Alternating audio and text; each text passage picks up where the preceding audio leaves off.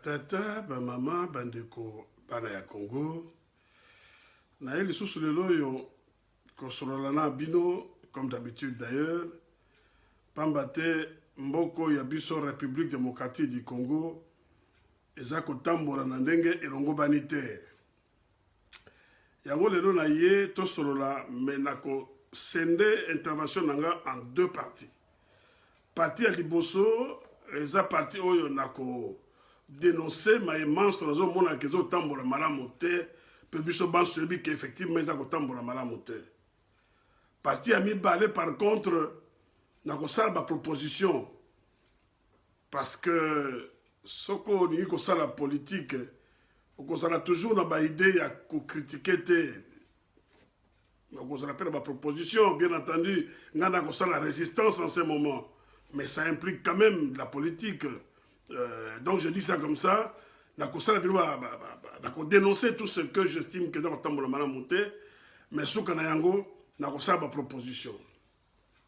Alors, l'enseignant Nabino, bon, avec beaucoup d'attention.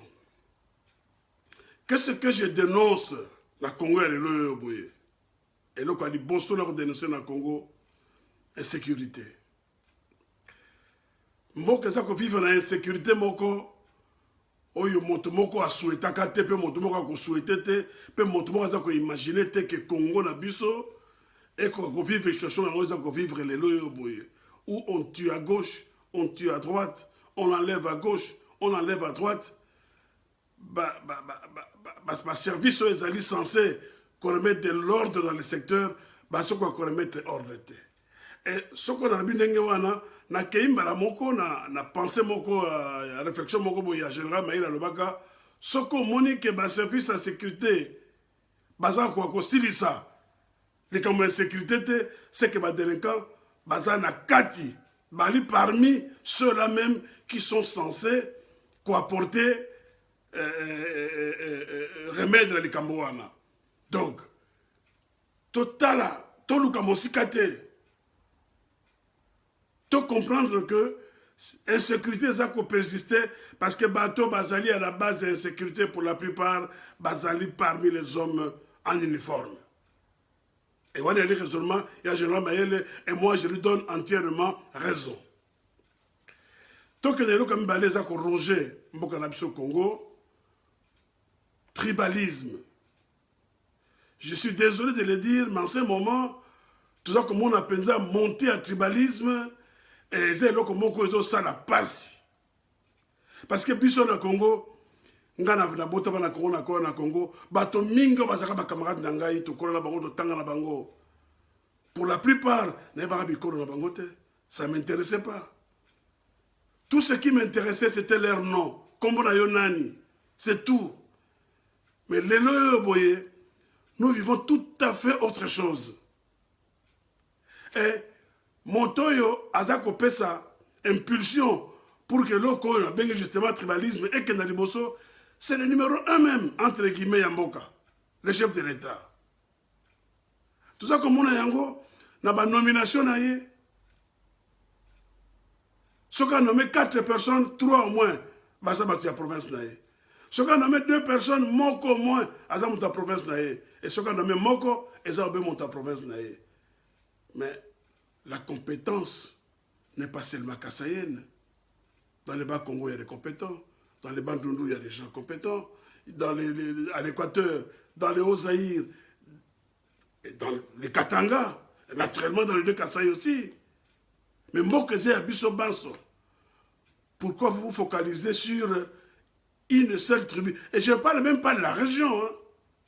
Je ne parle même pas de la région, mais je parle de la tribu. Et c'est là que Mokobana Congo, il faut ôter les Melayango parce que ça ne peut pas continuer comme ça.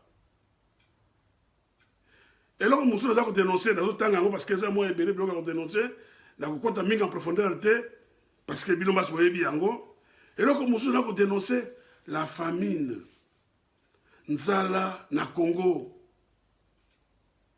Nous avons mis tout na. Quelle est la politique au gouvernement à mettre en place, toi, à envisager de mettre en place pour pallier la situation? Pour permettre au peuple congolais à sa fin.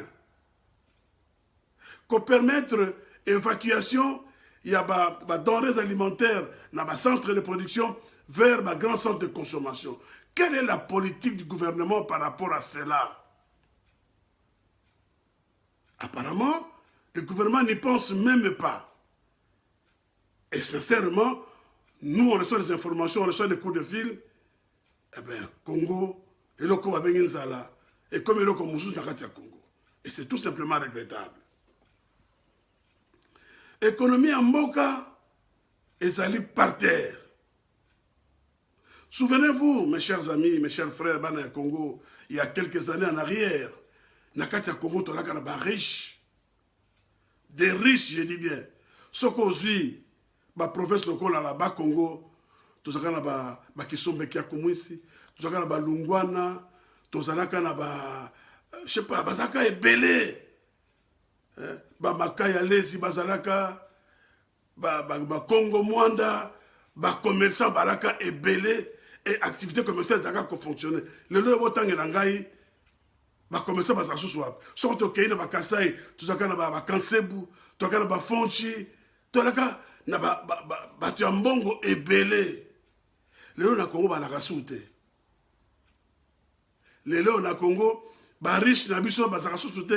Or, ce que les riches sont détruits, automatiquement les pauvres sont détruits parce que ce sont les riches qui donnent du travail, qui font vivre la classe moyenne ou les pauvres, je veux dire.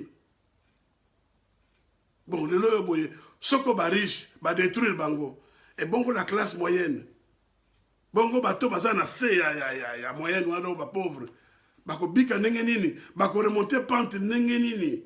Et quelle est la politique que le gouvernement a besoin de mettre en place pour suppléer les défaillances ou les carences? Je ne suis pas au courant d'une démarche que le gouvernement a menée dans ce sens-là. Tu as évoqué mon sous na Congo.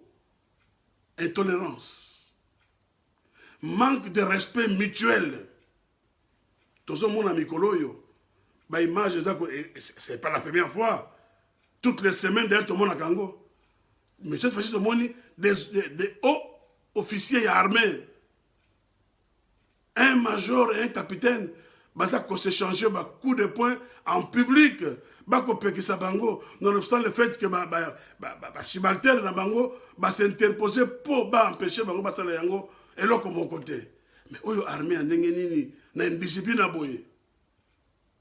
Je ne dis pas que Nabamboula Eleki, Makababoye Koye Kosa le matin, mais tu es bien côté. Parce que l'armée à Karearaka, un subalterne qui rencontre son supérieur, et le bosso, a coupé ça salut. Le salut, tout le monde a Kayangote. Les militaires se croisent comme si de rien n'était. Alors l'armée, il y a des services où le respect, la reconnaissance de la hiérarchie, et Zana, Motuya Makasi. Au Komona, un civil qui tape un policier en public, et les collègues de ces policiers sont là, ils n'interviennent même pas. Mais oyo mboka ya ndenge nini? Mboko ya biso ekomi boye ndenge nini? J'ai vu encore des images il y a quelques temps en arrière, un civil qui frappait un militaire. Parce qu'il prétendait que les militaires a joué l'okonaye. Et les militaires qui disaient non, na lokoti ko lokota. Et si vous l'avez bétaillé. Mais ce n'est pas possible. Ça ne se fait que dans le cannabis na RDC. Et quelles sont les dispositions que les autorités, entre guillemets, prennent pour mettre un terme, pour remettre de l'ordre, pour imposer de la discipline dans le rang. Il y a bateau, il y a un uniforme. N'a habité. N'a pas dénoncé comme mon sous. Le politique gouvernement mettre en place, il y a des jeunes garçons, il y a des garçons qui sont kuluna, les jeunes garçons et à l'été parce que les kuluna. Je vais moi bien. Bazo kanga bango parce que le gouvernement a commis sur une pente raide et qu'à tout moment ça peut péter et cette population là composée essentiellement de jeunes alors on ko présenter bango comme étant bakuluna bakanga bango bakuma bango musika na kanya makasese bisika oeza pratiquement enclavé pour basanga moyen ya ko zonga na Kinshasa et pourtant ce que vous avez besoin de bilanga. Mais vous avez besoin de bandundu, non? Pourquoi vous avez besoin de bandundu? Vous avez besoin de bilanga na Congo parce que vous avez vu que ce que vous avez besoin facilement à Kinshasa. Donc, vous avez éloigné Bango pour que, au moment où le peuple a tomboka, au moment où le peuple a reçu la surba populaire, carence ya ba jeunes, il y a inventé les Cambouanes, le Congo. Vous constatez que bazar réellement bakuluna. Tout le monde n'est pas Kuluna. C'est vrai que délégué Basali, j'en disconviens. Je n'en disconviens pas, voulais-je dire. Donc, mais, pour se dire qu'il y a Bango, il y a un âge, il y a un forme, ça ne suffit pas. Et puis, quand vous arrêtez quelqu'un, jugez-les. Jugez-les, bon entendre sur le procès verbal, ce qu'on a sur le rango, pour montrer que réellement, après audition, après enquête, Kazak Koulouna et Solo, en ce moment-là, mais vous ne pouvez pas arrêter quelqu'un dans la rue sans conditionner sur le procès verbal. Pour conclure, Kazak Koulouna, il y a quelque chose qui tourne pas rond. Bana Congo, Bana Kinshasa, Bofungola Miso, Baboti, Yabana, Bofungola Miso, on ne peut pas arrêter vos enfants. Nakati a vu la Kinshasa prétendre que Bazaba Koulouna, et puis, militaire. Mais attendez, les critères pour monter comme un militaire, et que vous arrêtez qu'un ancien délinquant, comme c'est un militaire. Parce que ce qu'on est c'est pas délinquant. À menu, sa délinquance. Bon, ce qu'on va passer par arme. Ça va être pire. Quelle armée aurons-nous demain? Ce qu'on va commencer par un militaire. Armée ni Tozanango, il y a un ancien Koulouna qui sera armé, mais la population sera vivra des moments difficiles. Donc, politique, on est politique à l'Okuta. Et je souhaite que Banda wana basala bakanya makasi sewana bazongi sabango na Kinshasa soko réellement basali coupable eh ben ba subir ba peine na bango. Il y a prison. Combien de temps il faut? 2 mois, 3 mois, 6 mois. Eh bien, va purger ma peine, va libérer Bango. Mais va quitter Kokuma Bango Kuna, prétendre que lobby, va comme ça Bango, va militaire, parce que nous n'avons pas besoin d'avoir une armée composée essentiellement de délinquants. Et on a besoin comme on a, comme je disais tout à l'heure, des officiers qui se bagarrent devant leurs subalternes. Parce que, passer dans Bango, tu es bien noté. Qu'est-ce qu'ils étaient hier? Je ne sais pas comme officier supérieur, mais hier, ils ont été inscrits dans l'armée par rapport aux critères Nini. Donc, dans le Congo, côté Wana, tout ça l'attention.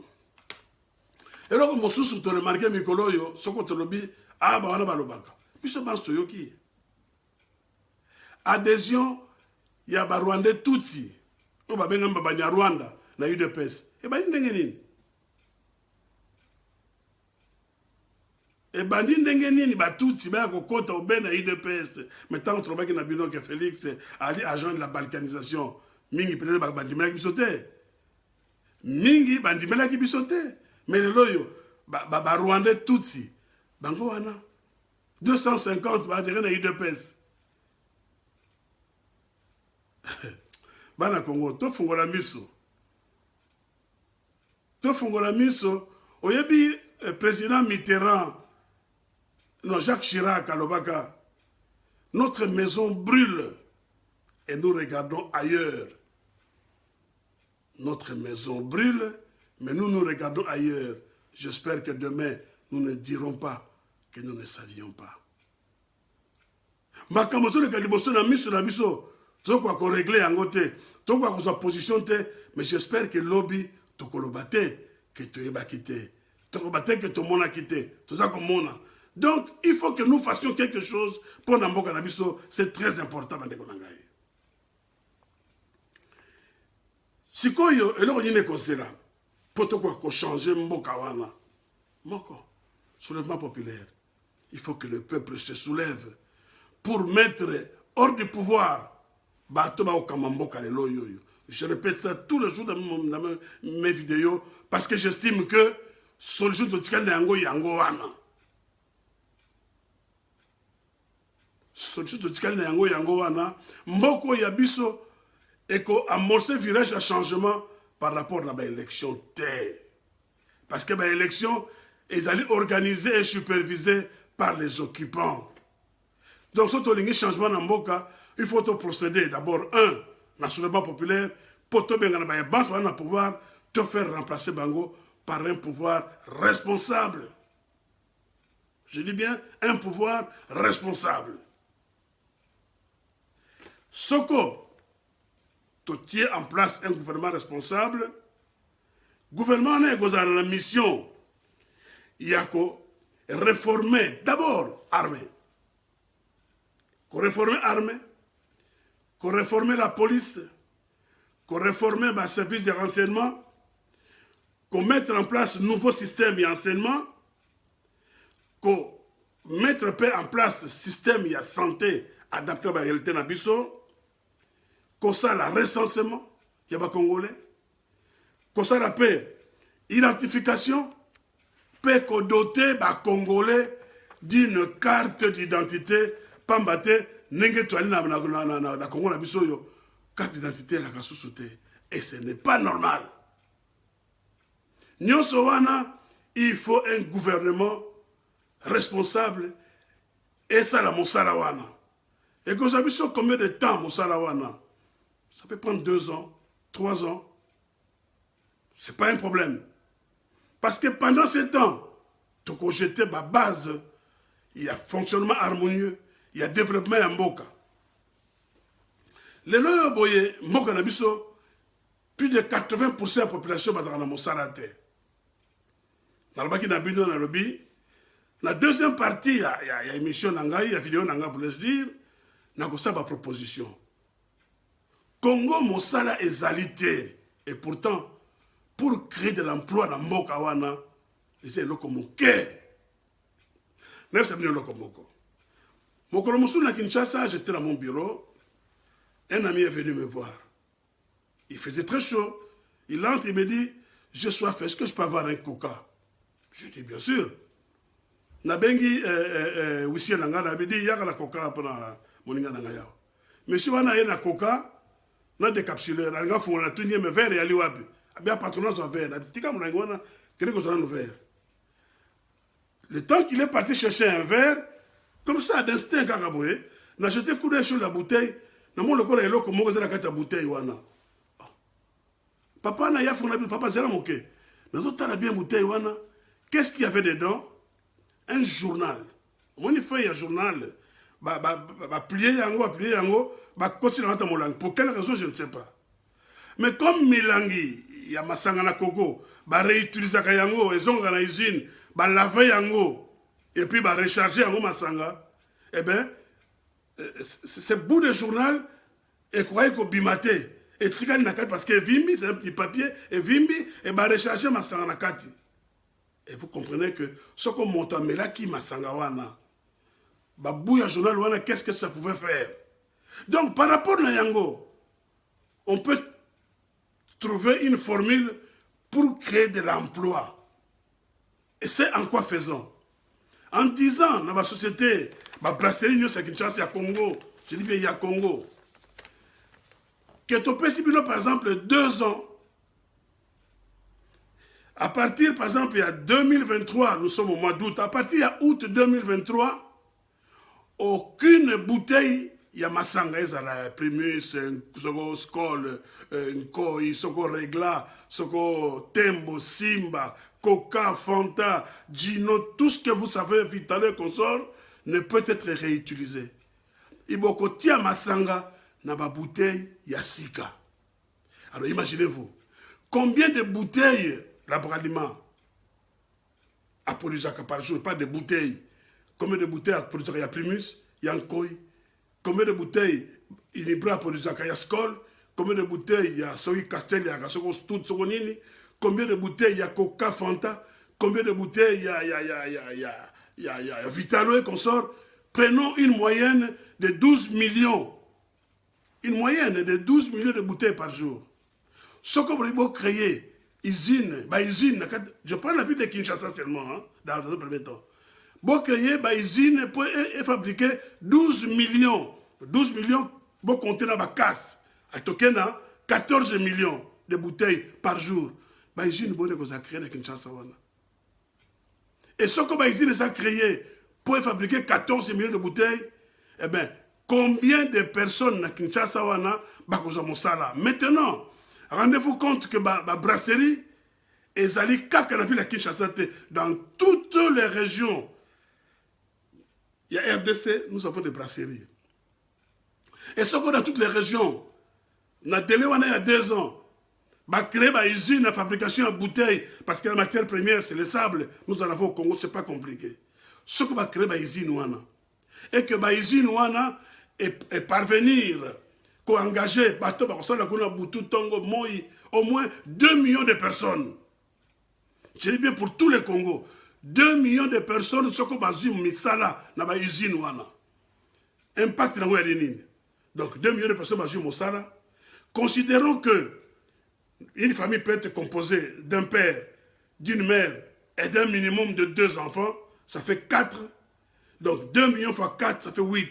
Ça fait 8 millions de personnes qui vivent par rapport à la fonction de l'usine. 8 millions de personnes vivent dans la garantie. Est-ce qu'ils ont mabé? Tout ils ont malamu. Mais est-ce que bateau kamamboka? Est-ce qu'ils y pensent? Est-ce que bakanisaka yango? À mon avis, bakanisaka yango te. Donc, Tokoki, par rapport, je l'ai dit tout à l'heure là, la bouteille ezalaka réutiliser les sous-soutés. Lorsqu'on vend la boisson, on vend contenu et contenant. Il y aura d'autres entreprises qui se chargeront, il y a récupérer la bouteille vide pour confier yango dans l'entreprise et broyer yango et refaire milangi mususu. T'as l'activité que se crée dans le Congo. Moi je me souviens, j'allais aux États-Unis, il y avait un supermarché au coin, il y avait une autre à New York. Le monsieur auprès de qui j'habitais me disait: ah Jacques, ce qu'on me dit Masanga, récupère toutes tes bouteilles. Sauf que si 10 bouteilles vides, quand on a une boutique dans le coin, on peut si 10 bouteilles vides, on peut si on a Masanga. Voilà. Les gens, ne boivent jamais milangi na balabala. Bako récupérer yango dans l'espoir que bakenda ba récupérer bouteille mo Masanga. Ça s'appelle de l'ordre, de l'organisation. Au moins, pour défendre santé à bateau, mais conséquences yango, vous créez de l'emploi. Ma condition de vie na Congo, les gens vivent dans des conditions de promiscuité, bandako délabré, ba toilette kolobaté, ba soukwana ba bikoso. Ce que l'État lobby à investir dans la construction, dans le domaine, il y a construction, il y a habitation. Domaine à construction. L'État par exemple, bon, toujours exemple, hein, ville locale, Kassavoubou. Je prends un exemple comme ça. La ville de Kassavoubou. De telle avenue à telle avenue, n'a pas si bien une année, Bandak wana nyonso na kosomba yango parce que c'est l'État peut s'imposer comme ça. Na kosomba yango, na kopesa bino mbongo cash, boke de kotonga bandak pa mususu quartier va être au Boukango, de reconstruire de nouvelles habitations pour la battre. Mes chers amis, si vous construisez à Kassavou, dans Lemba, dans Limité, un peu partout dans la ville de Kinshasa, et un peu partout dans le Congo, parce que Kinshasa n'est pas le Congo. Vous construisez dans le Congo, c'est-à-dire que l'État investit de l'argent dans le domaine de la construction. Bon, yebi, nous avons des ingénieurs en construction. Dans le Congo, nous avons des ingénieurs techniciens, électriciens, électroniciens et tout ça. Nous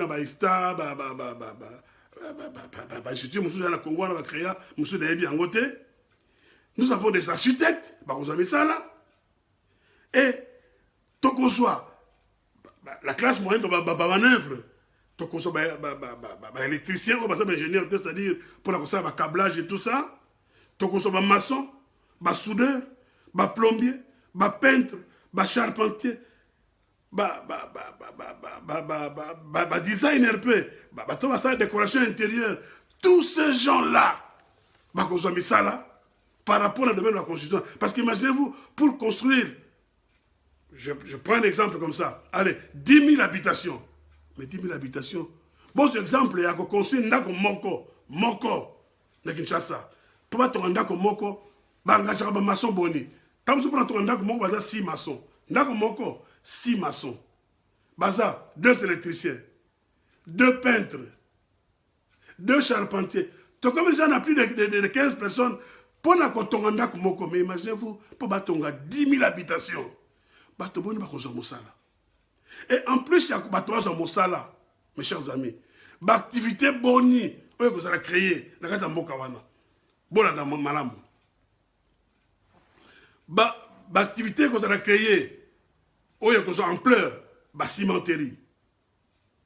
Nous n'avons pas même ciment, nous serons obligés d'en importer. Donc, les commerçants, l'importation de ciment, comme belé.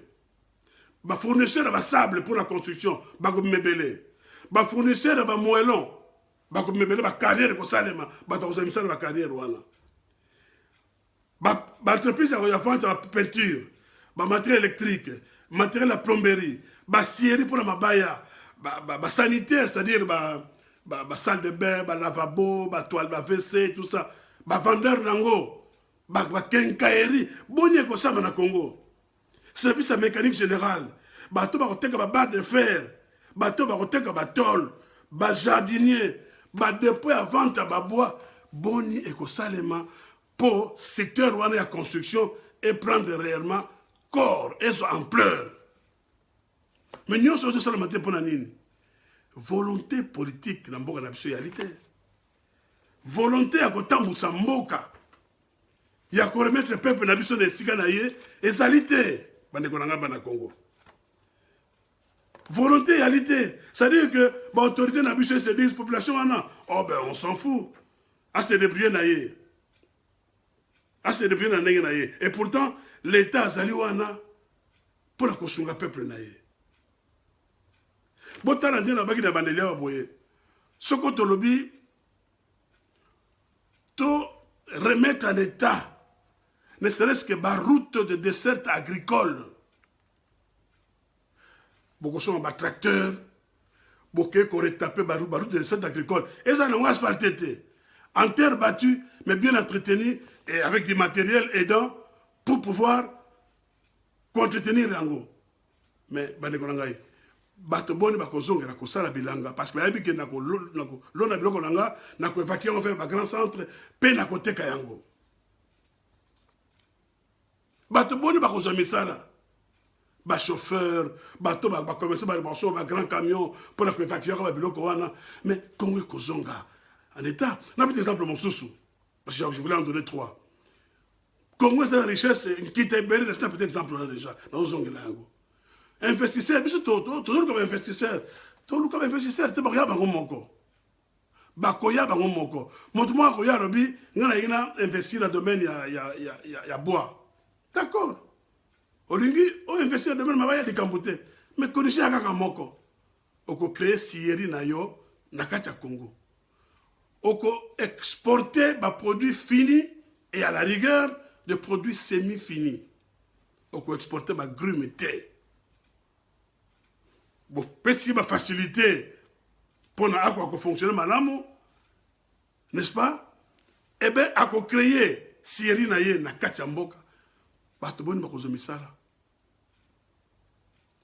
À cause ba commande les bandes, bako tailler bambaba ya na kacha Congo et pour exporter yango atina ba fournisseur naye à kofuta taxe à l'exportation. Bon boni ekota na ba fisc. Bande ko ngai. Botala bakamata ki 57 millions bakeko kabela chef vieillard de soko comme na soko oyo ya la posali comme na ele libandé na basama kabla ba caméra wana 57 millions excusez-moi. Eh ben 57 millions wana soko ba pesa ki entreprise, je prends un exemple.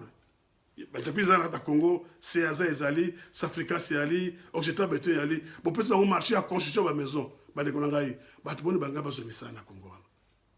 Boni balingi bazomisa na Congo, ba ingénieur en construction, ba ingénieur électricien, ba manœuvre, ba maçon, ba peintre, ba charpentier, ba soudeur, et puis ba entreprise boni qui se crée pour la fabrication, il y a ba porte, fenêtre et consort. Boni qui se crée, mais bon préférez mongo wana, bon peut c'est un Jamal, voilà le nom me revient, bon peut c'est un vieillard à Jamal, ba naka ngo suka wapi. Alors ba na Congo. Nabina bino Congo wana ekoki kobonga ekoki kotambola soko pouvoir en place y ali responsable pe ali animé ya bonne foi yango nabina bino to benga na bato baza ko prétendre ko diriger Congo parce qu'ils n'en ont pas de capacité et ils n'ont pas la bonne volonté. To tient en place un gouvernement responsable. Et les personnes qui vous parlent Biso Batia Pareko, nous sommes parmi ceux-là qui sont responsables. Mais, tous les 50 de peuple, après ça, Abenga la Batowana, Biso Toya Kozabo continent, Mokawana, to mettre d'abord un terme à l'occupation, et to simba pouvoir dans Mokawana, pour Tota Moussamboka, na pesika quelques détails, moi, 2, 3 petits domaines, et pourtant, ma domaine, ezali ebele oyo tokoki kotambusa nango mboka oyo peuple akoki kozwa nango mosala oyo tokoki korenflue na yango bakese ya l'état mpo tomatisa mpe budget ya mboka na biso. Mais apparemment ndenge na bino na bino côté gouvernement eloko moko eyali te makambo nalobi awa nayebi te il faut bima na université nini mpo ozala na volonté ya kosala yango mpo comprendre yango bon sens tout simplement. Ce qu'on a bon sens, au côté en place, makambo na tolo bawa. Ko fabriquer ma bouteille, il y a sikandé et contre la usine. Ko construire ma route de recette agricole, ko tia domaine de construction en marche, ko construire bandako pour la population, bandako que a mis en location, bateau ba foutre bandako wana parce que de l'autre côté bazala ba misala où ils allaient créer, et ben na Congo to fongo la miso. Bazalo li ko faire croire biso que Congo donc on ne parle que des élections dans ces pays-là. Et maintenant, il faut comprendre que il faut que bosser pendant un certain temps comme élection, parce qu'avant de commencer l'élection, il y a des préalables. Et ces préalables-là, ce que tout le monde qui a fonctionné, c'est alors que nous parlerons des élections. Donc, dans Congo, 2023, quand je vois des gens qui parlent de 2023, je m'en moque. Toi, la TIN a l'élection en 2023. Parce que l'élection, il y a organisée et supervisée par les étrangers qui nous occupent. Et donc, il faut d'abord, comme préalable à l'Iboso, te mettre un terme à l'occupation, bongo, te passer dans la phase Moussous.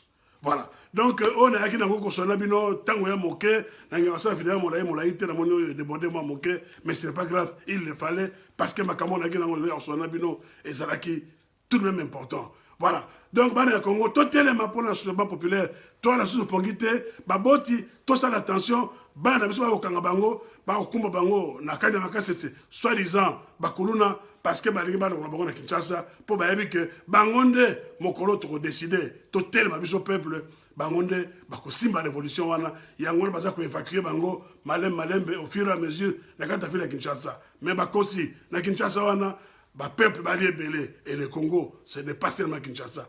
bolonga boya Kinshasa bongo ya ba Congo bongo ya Bandundu bongo ya Katanga bongo ya Bakivu Misato bongo ya kata Kasai bango moko bokena bango wapi. Donc tobanga te bana Congo mais totia na mito na biso que solution autre lango ezali ya liboso soulèvement populaire potobenga na ba banso baza ko prétendre ko diriger Congo wana alors que tu es bien que baza ko diriger te parce que bango moko bali dirigé par le Rwanda qui lui-même le Rwanda est dirigé par l'Occident. Voilà. Na suki wana na pesi bino matondo mingi pe na souhaiter bino rendez-vous pour la prochaine fois matondo mingi.